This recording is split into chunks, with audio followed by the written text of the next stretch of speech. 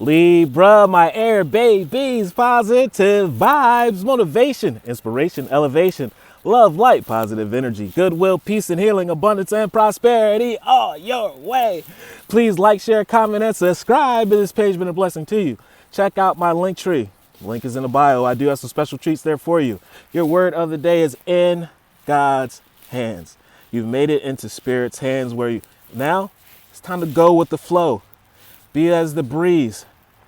Allow yourself to be molded into your next form. You're not in your final form yet. We're always evolving. We're always packing on new power, new knowledge, new strength. Therefore, we can maintain and experience new blessings within this world that we can handle.